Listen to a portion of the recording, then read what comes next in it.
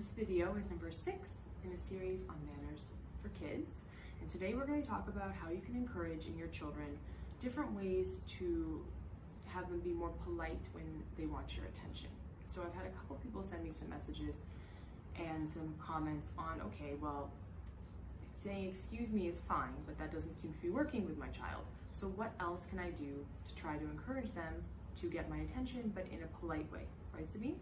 Okay, so the first thing we need to do here is understand why our children are getting our attention in the first place. I mean, that's probably pretty obvious to you, but it could be a little bit more than that. So, all right, for younger children, when they are, let's say, just learning language or putting ideas together, learning the names of colors, they may just start blurting things out, and they're really not trying to distract you. They just have no control over that. It's something that so many ideas are developing in their brain that they just can't control them all, and it comes out.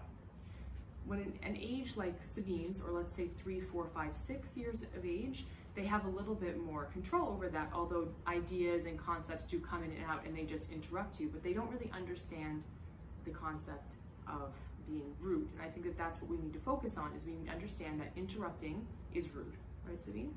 Yes.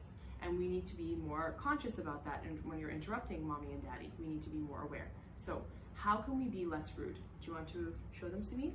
Okay. So Sabine is going to show us how we can be less rude. So imagine I'm speaking to you like as if I'm speaking to a friend.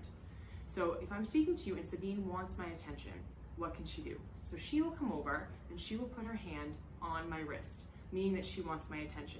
And to acknowledge her, which is the biggest part of this, because this is what our children want from us, is acknowledgement. I put my hand on her hand and she realizes that means I am going to speak to her as soon as I'm done speaking.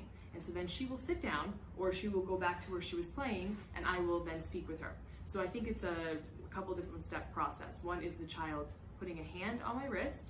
The second is me coming and putting a hand on top, acknowledgement. And the third thing would be for me to make sure I go as soon as I'm finished speaking and go to her, which supports the behavior. So that's one way. I really do find that this way works incredibly well.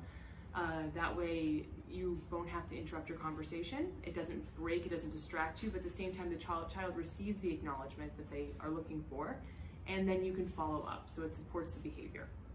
So that's a very good one.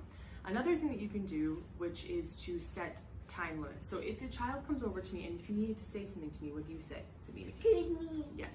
So if the child comes over to you and they are using the excuse me, which we should really encourage, and that you say, I'm sorry, I can't speak with you right now, I will in 5 minutes, if they can understand time frame. Or you can say, I will speak to you as soon as I'm done doing something. So if they don't understand time, I would suggest some concept that they could understand. For example, as soon as I'm done cooking, or as soon as I am done talking to your aunt, or as soon as I am done cleaning this area. So that way they understand there is a time frame. It's the beginning, which is now, and the end when you're finished with that, and they understand it and they can process that. So you've acknowledged them again, but you've also given them a time limit so they know they need to wait. I think this is definitely a big part of this.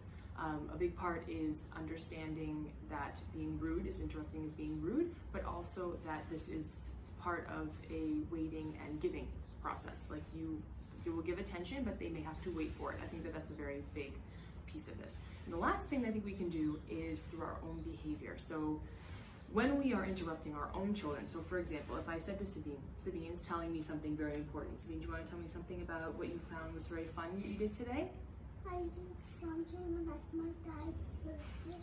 I had fun with my dad. Oh, that's very interesting, Sabine. I'm sorry to interrupt you, but I think we really need to sit down for a moment, okay?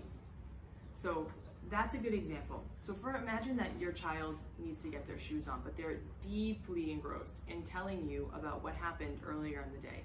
So what you can do to show them the concept of interrupting but being polite about it and acknowledgement is to say, like I said, that's a wonderful thing you're telling me.